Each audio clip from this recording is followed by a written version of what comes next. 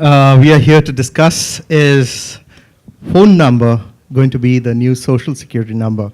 And I have an esteemed panel here with me, and I'll let them introduce themselves. But I'll set context that social security numbers were initially created for individuals' social benefits. And today it has been purposed for various other things, from personal finance to healthcare to even opening store credits.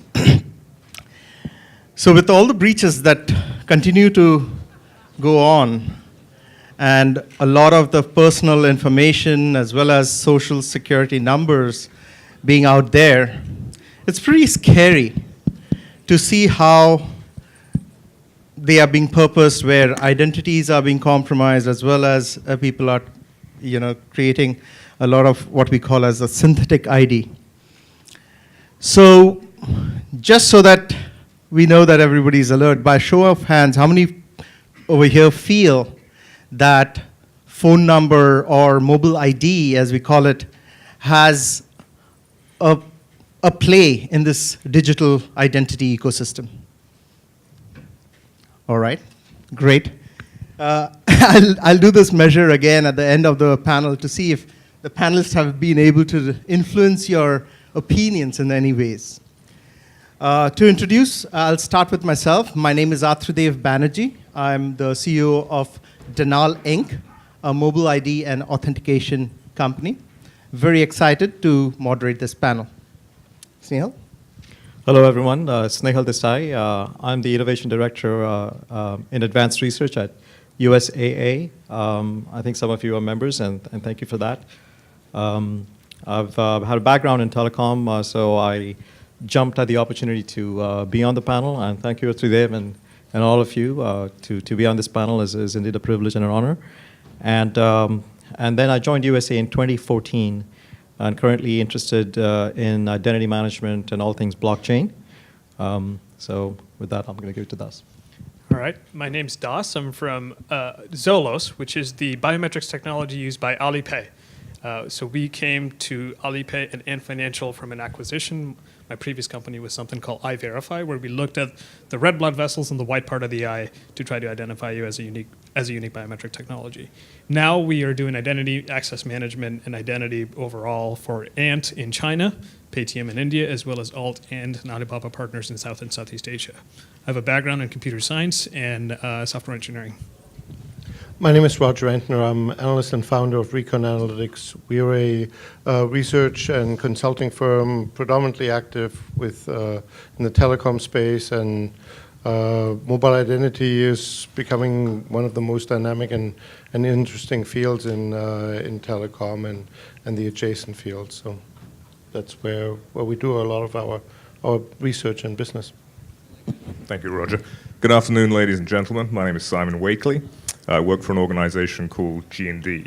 I'm responsible for their cybersecurity practice and OEM relationships. A name that most people don't know, but by a show of hands, I would imagine the vast majority in the room are touching. We're one of the world's leading manufacturers of credit cards and SIM cards, and hence my relevance for this panel today. Thank you, Atreedev. Thank you all. This was fantastic. And again, to get started, we did for the latecomers, we did a little bit of show of hands of how many here feel that mobile ID or the phone number as an extension of individuals' digital ID has a play in this ecosystem. And I will get started. What is the uniqueness about a phone number and its association with a device or a SIM card or even an account that really provides the reason that it can complement or augment the social security number? Anyone? Go ahead. The uniqueness, of course, I would say that with the advent of smartphones, it has become the go-to device. I mean, all of us, our lives are totally dependent, people in this room at least. Yes, there's a great significant chunk of the population that does not use phones and definitely does not use smartphones. I think here we are birds of the same feather or similar feathers. where all of us, almost nearly all of us, have smartphones. So it is a supercomputer in our pocket with the key to that is that it has multiple endpoints in your smartphone that can uniquely identify you to some degree or to an extent, and that how much is open to debate, but those endpoints, and it could be your email ID, your your cloud ID, of course your phone number. So all these endpoints to that supercomputer that we have in our pocket is the game in town for all the good guys and all the bad guys. So I'll stop there for a second and allow the other panelists, but that is what makes it unique and the invention of our times, so to speak. Yeah, I'll add to that if I may, Snehal. I think when we look at the phone or we look at the phone number, you have attributes within that that truly are unique. The phone itself has a unique identifier associated with it. And within the phone, you have the SIM card. The SIM card also has unique identifiers associated with them. So combine those together, and in combination with the mobile network operator's magic, you create a phone number. And that phone number is used to identify the phone. Within the phone, you're pulling out attributes that genuinely state the validity and likelihood of that phone being the phone in question. It doesn't validate the person holding the phone, but what you do have is great assurance as it relates to the device itself, and we'll probably go into more of that during this conversation. Absolutely.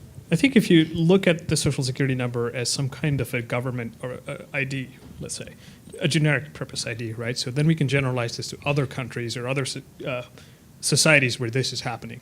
And one of the things we see is, for example, India, which has a national government biometric database, right? Everyone's 10 fingerprints, 2 irises, face, all have been enrolled in this national government database, and that is used as a way to access government services, file tax returns, and do all these things. So what happened in April of 2017 is the government mandated that your phone number had also needed to be linked to your Aadhaar record. And what that led to is India as a country has 97% of people that use prepaid phone numbers. They would change phones on a monthly basis and move on to the provider that had the best deal or the best promotion running, and the phone number's permanence was not a property really. But what Aadhaar linking the phone number or mandating that the phone number be linked to your Aadhaar record, what that has done in the past year is that phone numbers have become largely a permanent identifier, right? And for the vast majority of people, for the first time in India, especially also in Indonesia, Thailand, and all these countries, phone number portability across carriers is becoming a real thing, right? So your phone number really becomes a semi-permanent identifier. Now, coupled with strong authentication, whether that is biometric or otherwise, that can, in my opinion, really be a form of delivering financial services or any kind of services where a strong identity is necessary. Great. Roger, you want to Yeah, say? well, a lot of my colleagues here said it to a large extent. It's what really helped here is we have basically people penetration in the United States. 12 to now grave. Basically, everybody has a phone number. With number portability, 94% take it with them. The only people who don't have a phone these days are incarcerated in mental asylums or in a coma. So with that, you have that unique identifier. There, probably everybody in this room, there is a copy of you, at least somebody with exactly your name somewhere in this country. And in order to keep the two of you apart, you need a unique identifier. With the mobile number, you can, as Snehal said and the other colleague said, you can put a lot more security around it because that cell phone is with you more than anything else. You know, if you leave your home without your cell phone, you will realize that almost immediately. You know, it's not optional to go out, outside your home. So with that, you have it always with you. If it gets lost, you realize it within hours, if even that. So with it, you have that thing. When we look towards the future, when we look at security, it's basically around three factors: what you know, what you have, what you are. What you know are passwords. And we know by now we can't trust people with their own passwords because they will betray it at every opportunity they have. 93% of people can't detect a reasonably well-designed phishing email. So what we have to go to is what you have and what you are. And that's the phone as what you have. And what you are a kind of biometrics. And that's the additional security that you can provide. And then you can interface with virtually everything. The internet by now has gone mobile. More than half of the internet traffic is mobile. So it is our preferred way to interact with websites, e-commerce, you name it, increasingly more and more services. So that is the uniqueness that comes here together. Wonderful, great points, and I'm sure a lot of the audience are already thinking of questions, but I'll put one to the panel. So the mobile network operators, right, they have been the principal custodians of the safety and security and trust for delivering the mobile services. So Simon, if you can get us started on the supply chain of the security and what are the potentials of breaches or where things might go wrong. Also, to the rest of the panelists, I would like to ask what are the challenges? Other challenges is having physical, financial responsibility or the financial barrier to entry to have a mobile service is a challenge. Simon? Thank you, Atreedev. So I think I alluded to this actually in my last comment. There's already quite an abundance of cryptographically generated keys that are tied to a mobile device, many devices, not just mobile devices, but then also to some of the components that are there in their side embedded, such as the SIM card. In both instances, I won't bore you with the acronyms and the names, but they have unique identifiers to them both. There's only a handful of companies on the planet that are trusted today to manufacture and create SIM cards, and the assurance levels amongst them is pretty strong. So I would say the supply chain itself, as it relates to a SIM card and the mobile device, is relatively sound. Once again, I come back to that an issue that all you're doing is verifying a device. You're not verifying a holder of that device at that time. Now, as it comes to the carriers themselves, I think they certainly have a tremendous play in this market. They are the custodian of that identity. You don't own the SIM card, the carrier does, or the device vendor in newer contexts that are coming to market right now. But certainly there's a trust affiliation with your carrier to provide you a service, as is a trust affiliation with your bank to provide you services as well. And I would argue that either one of them can help us through this paradigm, which is really one of identifying the user or authenticating them. The social security number is not an authentication mechanism, it's an identity mechanism that was created for a very valid reason and is arguably being used or abused to do things it's not really intended to do. And certainly there can be other mechanisms that the government can bring in, but and/or trusted entities like banks or carriers would be my position, Atreedev. Thank you, Simon. That was great. I think one of the ways to think about the phone number is a derived credential. The primary credential is your social security number or government-provided ID or your passport. And the benefit of the semi-permanence of phone numbers is that it makes this derived credential a revocable derived credential, right? If it is breached, I have the option to still claim my original identifier and credential and identity through other derived credentials. And I can just discard the compromised phone number. Yeah, that's, and so that's where I think the challenges lie. The fact that, as Simon pointed out, that the device is way more secure, of course, but the integrity of the holder of the device is always in question. And you pointed out about a secondary, what I call it, I call the phone number as a primary identifier among a set of primary identifiers, but not necessarily a unique identifier. It still has challenges uniquely identifying you. And I'll just set out a couple of reasons why. For instance, a lot of us have multiple phone numbers. I myself have a corporate phone and a personal phone, right? And again, we go through phone numbers, as Roger pointed out, that you can port your phone across carriers even. But I've known anecdotally a number of my colleagues and relatives and friends who at times have felt that the phone is compromised and have not decided to port that phone. A number of people do not even know that they have these choices. So it is still a temporary identifier from that perspective, not as sticky as social security number. And then there's data drag. When you do an upgrade and change your phone number, a lot of legacy systems are very, very slow, actually, to know that you have. In fact, many of them don't know for years, actually, that you have ported your phone number. And that creates opportunities for fraudsters, so it becomes a vulnerability point. So that's some of the challenges you see. So what I would like to suggest is that I've always been, in my career, always been in emerging technology. I love forward-looking technologies, want to tinker.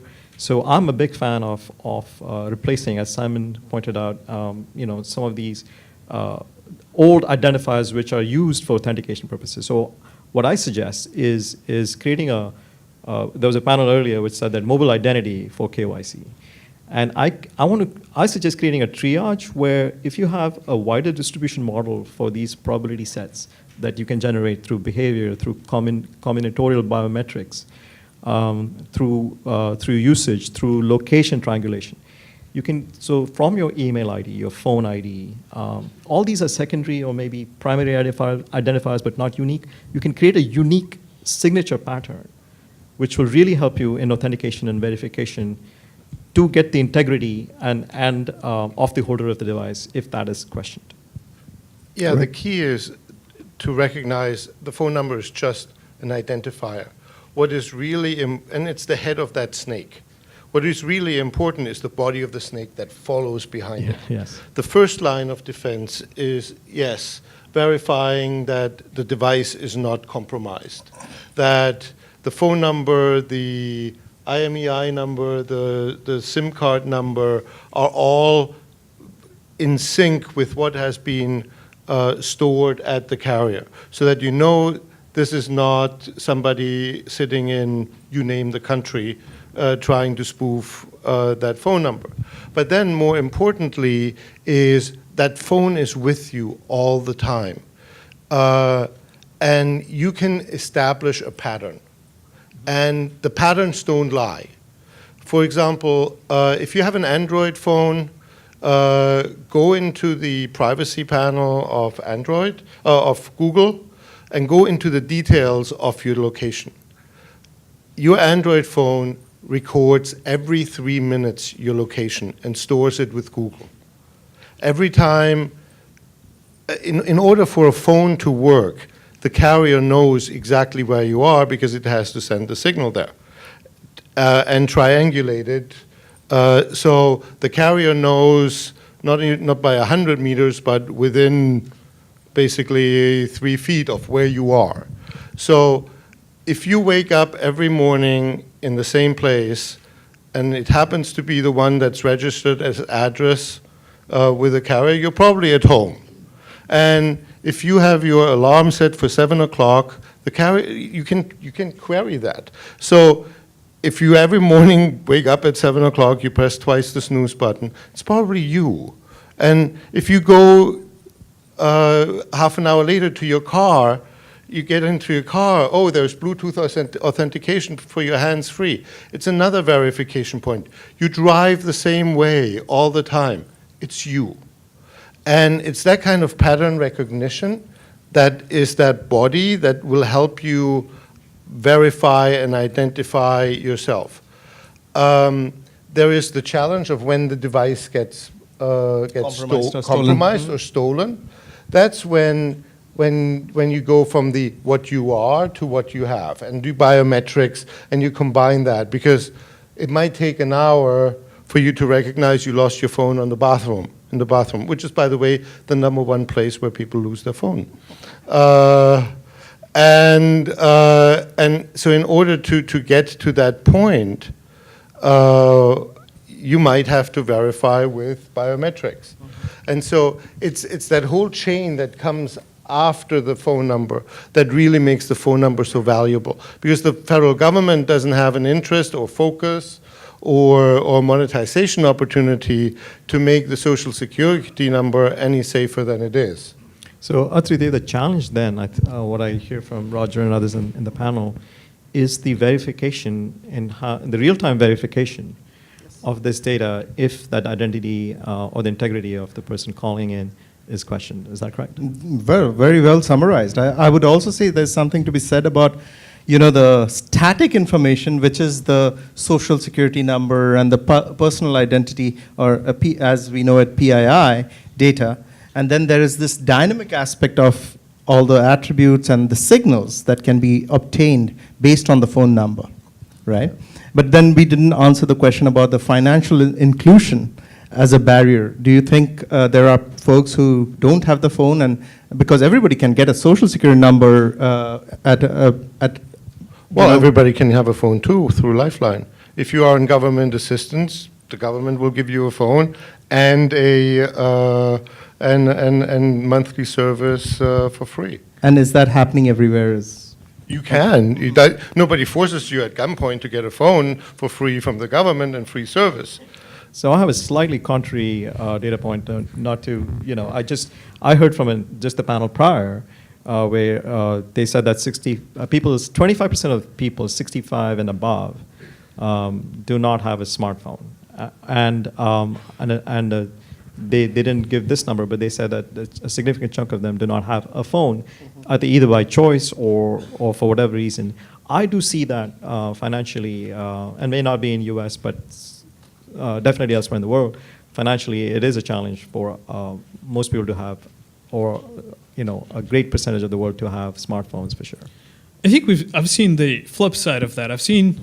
I work in countries where most people, or the large majority of people, do not have a government identification.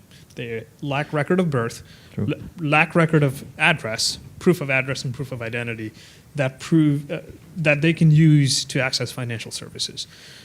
However, in developing countries, a large percentage of those have smartphones, right? Whether it is a $50 Xiaomi device, they have it, right? And I think it's important to distinguish between understanding who is the person holding the device versus is it the same person that authenticated. That's a distinction between, I think, what I would like to call soft and hard biometrics. So if you think of the face, finger, iris, and existing biometric modalities, a lot of them have focused on entering the authenticated state. How do I do a biometric scan, or how do I prove my identity to the system and access privileged services? I think where we're going to see the world of biometrics moving towards is continuous and passive authentication, which is looking at behavioral attributes as to gait analysis. How do I hold my phone? Where do I put my phone? How do I get it out of my pocket or wherever I have it holstered? And then how do I swipe? And believe it or not, those patterns are largely unique to an individual, right? So there can be even an anonymized behavioral profile built about a person based on smartphone use that can keep them in the authenticated state, right? And I happen to have the privilege of observing the United States, China, and India very closely through my work in the last couple of years. And what I'm seeing is, in the United States, it's a society where we evolved on desktops, right? The first time we got on financial services was largely on a desktop. In China, it was probably about 50% desktop, and then the rest, for the first time, have access to financial services through systems like Alipay and WeChat, and even that's through the primary checking account, for example. And in India, we're seeing 250 million users that have been completely out of the financial system, that are now getting Paytms and the MobiQuicks and the PhonePays of the world and getting access to financial services, right? And there is a distinction, rather passive, among the identifiers used in these societies, right? What we see is mobile or email address is still a very distinct identifier in the United States, probably as good as the mobile number. But in India and China, the mobile number completely surpasses email addresses. Very few people in China are even using email at all, right? And so and the level of permanence brought on by these national ID schemes in India, Indonesia, China, Thailand, are only going to make these more permanent, right? Very, very valid points, and I think panelists would agree. Yeah, absolutely. And the reason why we have phone numbers is people were looking, or companies were looking for a unique identifier. The phone number wasn't unique enough at that time because the email address largely stayed with you, which for a while was true, and now it becomes more true. It's, you know, But I see- think. Go ahead. Sorry, I still see these as still very temporary, in the sense of when you design solutions, there is a shaky ground, and because of the ease with which you can change these, whereas you cannot very easily, unless you join the witness protection program, can easily change your social security number as such. So there are challenges as well as, so that stickiness creates challenges as well as opportunities. Challenges, for instance, if your social security number is compromised, that's a huge problem. And now you have to really knock on many, many doors to reduce that threat. And in that case, having a less sticky identifier, such as a phone number or email ID, that's more powerful. The reverse is also true, because when you change, all of us have gone through a plethora of email IDs, even if primarily for the last 10 years I've been using one. But I don't even know how many I have, actually, just for different things. So that is where the ease with which you can spoof phone numbers and email IDs less so now. 15 years ago, they were just for fun in my group. People would send emails and flame other people with my email ID, let's say, as a from field. You can no longer do that very easily, but you can still do that very easily with phones. They're remarkably, in fact, you can buy spoof card today, a spoof card to spoof anybody's phone number. So that is the challenge. And again, pardon my cybersecurity angle. That's been my focus for the last few years. So, but I see that everything through that prism now. But that's where the verification with the device and the SIM card comes in. True. That the three things have to come together, or it's only smoke and mirrors. Yeah.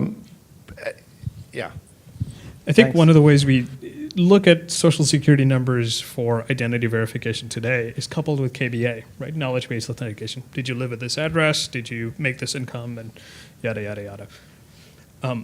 And my hypothesis is that largely that's the only information you have to build an authentication system around, right? But if asking for authentication or the process of authentication was very, very simple, my hypothesis is that services would be asking for it much more often, right? The reason why Facebook keeps you logged in forever, I think, is because on your phone, is because it's painful to authenticate to Facebook, right? You have to enter a password or. Americans are looking for convenience. If you have the choice between security and convenience, 99%, maybe 95% will choose convenience every single point in time. And it doesn't matter if it's security, if it's coffee, if it's you name it. Convenience trumps everything. And because I spend 12 hours a day sometimes on my screen. So of course that is very critical. Yeah. If I have to log in every 30 minutes, it would be a pain. So the key is the passive authentication. It's like the less you get the individual involved in the authentication process, the better it is, the safer it is. Because every single one of us, we are the weakest part of the link. And if we can take us out of that whole authentication chain, the safer the system is. Well, yeah, we're the weakest part of the link, but folks, we're addressing the symptoms, not the cause here. All right, the cause is the fact, or rather the symptoms are that entities are using a social security number as a means to identify us, and they shouldn't be. I mean, that's the root problem here. So we're all trying to address the symptoms rather than addressing the cause itself. The cause is let's not use the social security number for those types of attributes, for those types of mechanisms for identity. Everything that we've spoken about so far as it relates to the phone and the carriers are mechanisms to build patterns, to create real-time data associated with the phone and the likely carrier of that phone. And you can have on-demand requesting verification from that user as well, from the phone holder. Bringing those attributes together, you're getting a much, much greater likelihood of assurance that Simon is who Simon is. as opposed to Simon Wakeley being one of 10 Simon Wakeleys with different social security numbers. I'm also one of only 10 Simon Wakeleys with the same phone number. So let's use the phone number instead, but that's going to bring additional challenges to those organizations looking to purpose the phone as a mechanism to identify the user. And are the carriers going to offer those for free, or are they going to charge for it? So there's monetization to give that verification, maybe quite justly so. But I think we need to look at the cause, not the symptoms. Very well said. I agree that we're addressing the symptoms, but in this case, in today's times, entire standards and processes around KYC, especially with financial institutions, have been built around the incorrect use, from your perspective, Simon, of the social security number. It's now part of the linked attributes of your PII, your personally identifiable information. It's an official attribute. So this is where, in the previous panel, just before us, there was a question raised as to what would it take. I think there was a person from the government, and he was asked the question, what would it take for your systems to be converted from social security number to something like a phone number? And he said, oh, it's cost prohibitive at this point. And that is where the challenge lies, and I think that is the opportunities here. And this is why I'm extremely stoked, because the opportunities for emerging tech, using blockchains where you can in real time, well, somebody had to say blockchains, guys. You're stealing the thunder here. How about AI?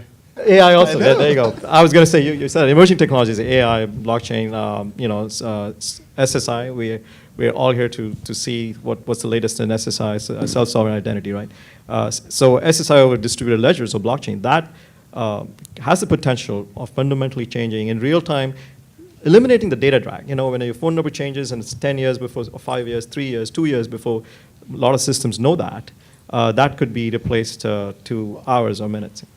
The thing is, we need a real-time security system with a unique identifier. The problem is the social security number is so powerful, has so many, your retirement depends on it, and it's so poorly defended. But we need one, and we need one, again, that is passively authenticated, because I think one of the things that shocks me all the time is that we didn't learn the lesson from the OPM hack.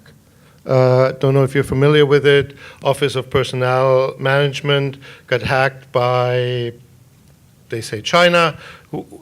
Somebody got in, got 5 million records of top secret clearance holders, name, social security number, where they were born, where they lived, everything. Literally everything that you could ever want for the whole set of challenge questions, like which high school did you go to, or your mother's maiden name. It's all there. A couple of million fingerprints as well. So as long as you rely only on static information, you're toast. And like all the system that we have now, it's like whoever has the data can impersonate 5 million top secret clearance holders that, 21.5. Oh, it's up. Okay, it's even worse. And there hasn't been a reaction from most companies that still ask me for my mother's birth. I'm not part of the 21 million, but still.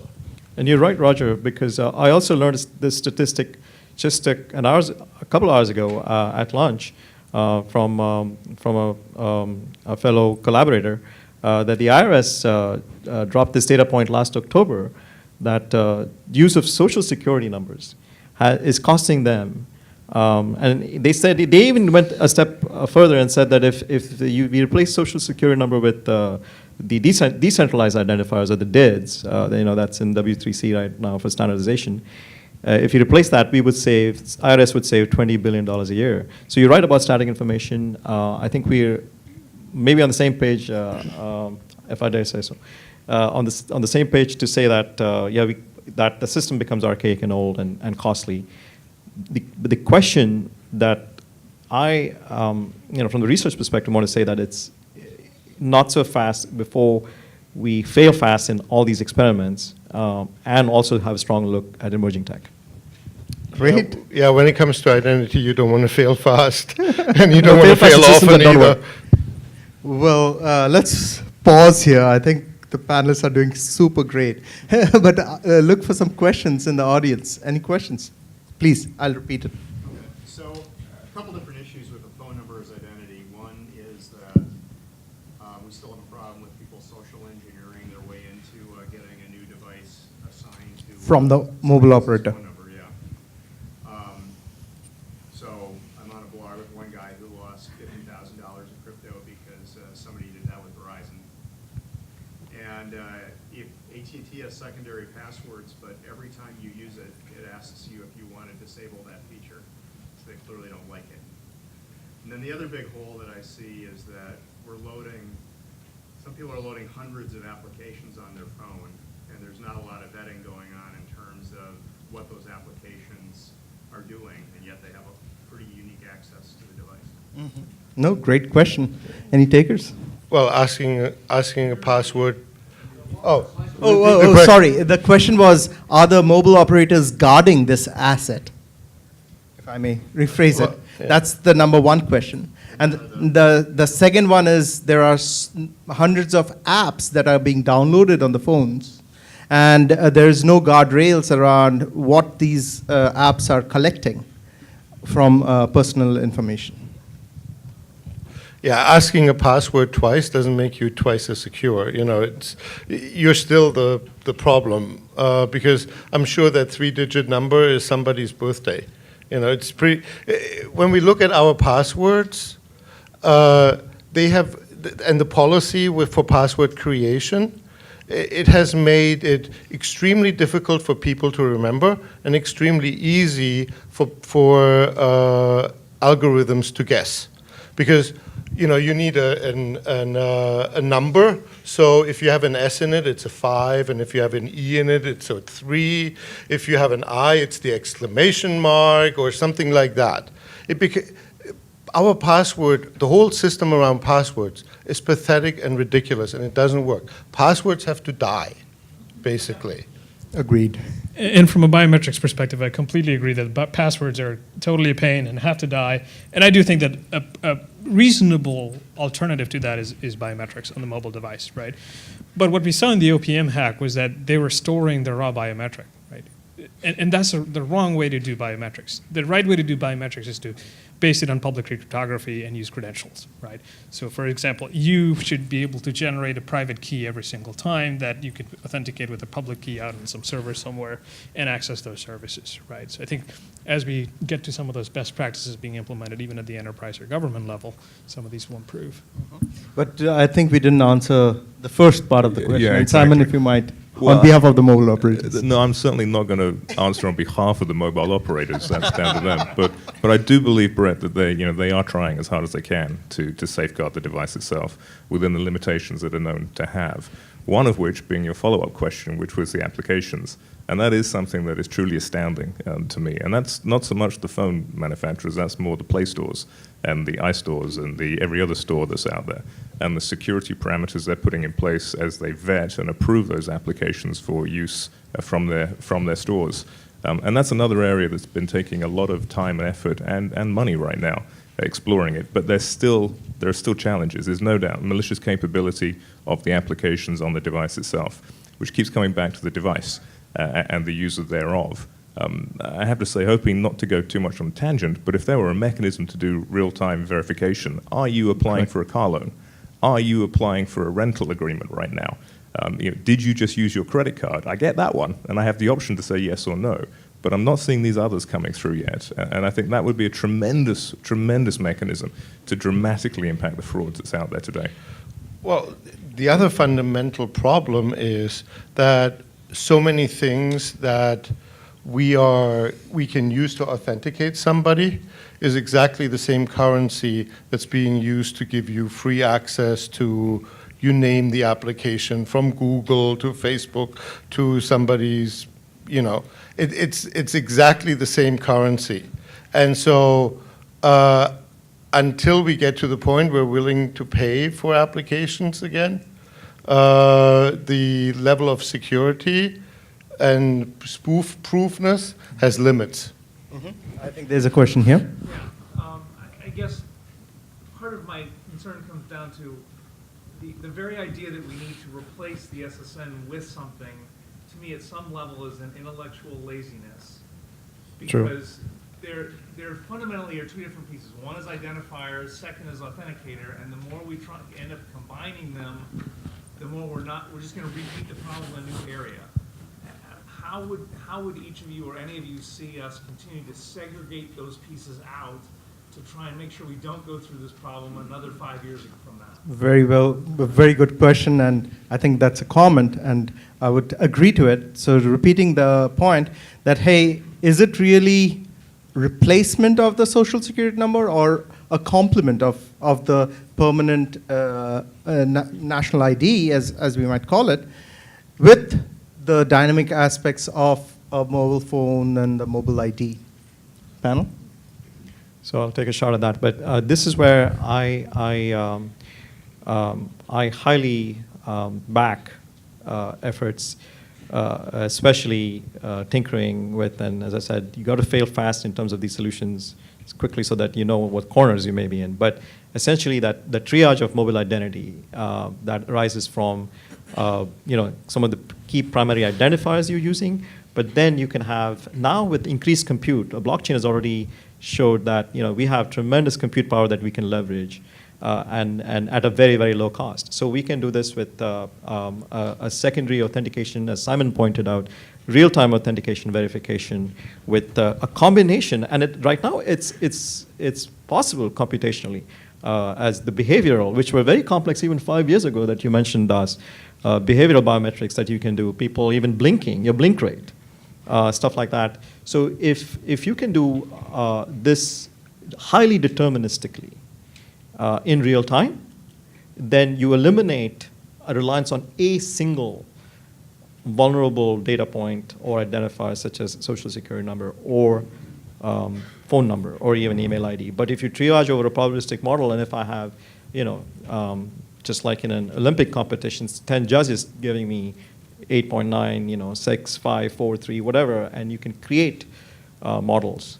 Also use AI. Sorry to use a buzzword, Roger, but these are very promising technologies. Okay, I have drunk the Kool-Aid, but I definitely would back such efforts. We should get more viewers with more buzzwords. But what it comes down to is we need a unique identifier. And it doesn't matter if it's a social security number, phone number, or you name it, or whatever number they give you when you join the military. A unique identifier is important, but then that unique identifier needs to be well defended, and the social security number is not well defended. And that is what matters. And in the end, every person can have multiple unique identifiers linked to the same record underneath, so that if one is compromised, you don't have to do everything again. Right. But whoever administers that your centralized record can link to different unique identifiers. Because I have a unique identifier here in the US, my social security number. I have a unique identifier in Germany with also a social security number. I have a tax number, a unique identifier in Italy. And the best solution would be to link all of them together. All right, thank you. There's a question here. Just a comment, individual protecting, like you said, the SSN is not well protected. So we can have multiple phone numbers that, ring on our phone that we share with less trusted people, email. We have 5-minute, 10-minute email to share with those that we don't really want to share with. Mm-hmm.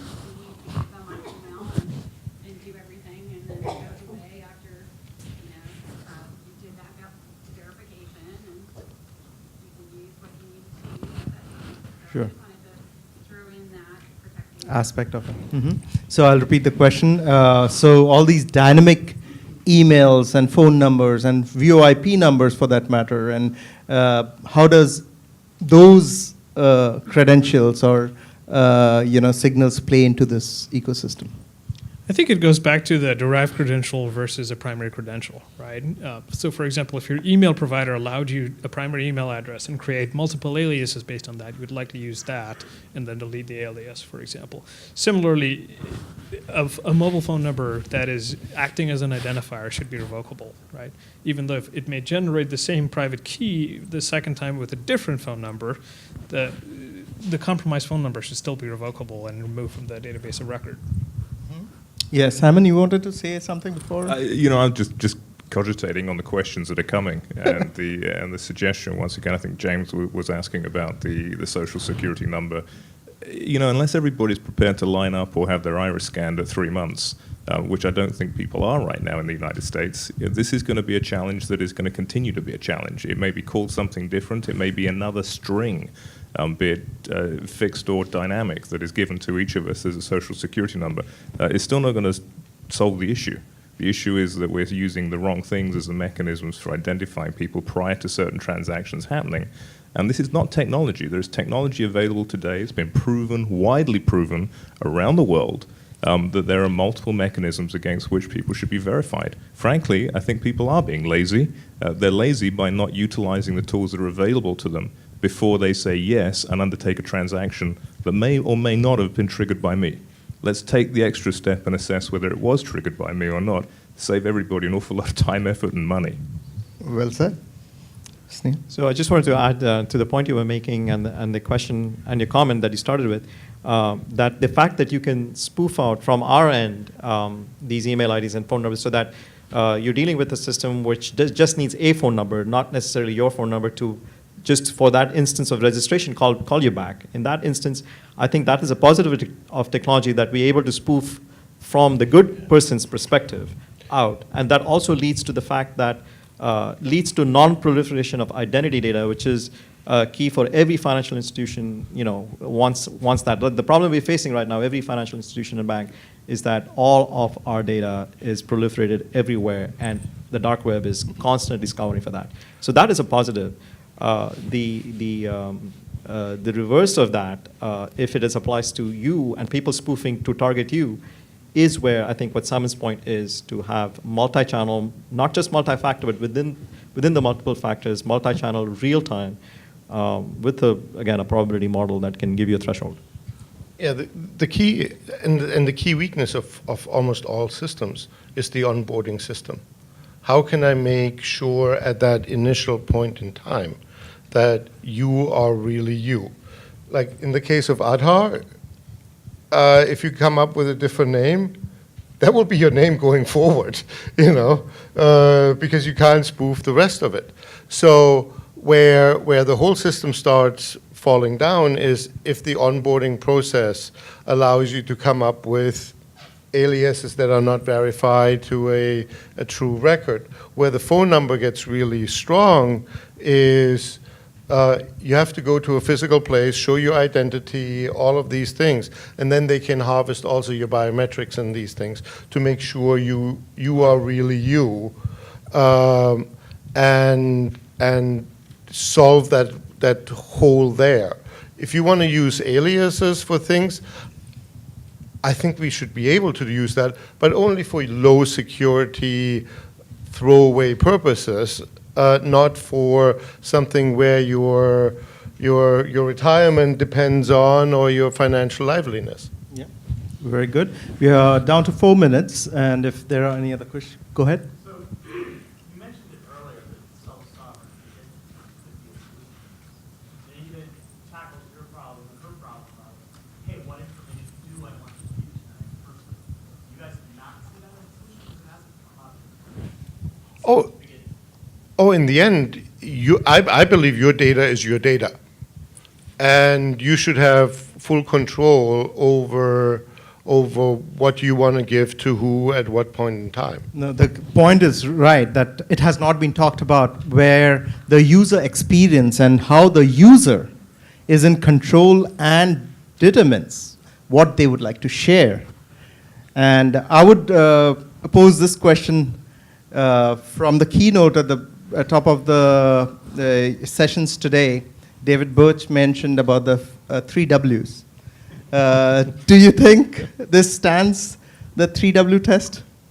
And for folks who were not there, it was primarily witness protection, whistleblower. I'll not name the last one. It was basically if anonymity could be, this could have anonymized user sharing not anything about their personal self, but just what they are looking for. So example being age verification. Hey, just verify that, yes, I am over 21 and not having any information about me. Yeah, so anonymous credentials and triple blindness definitely have a strong play because that stops that proliferation that I was talking about earlier. So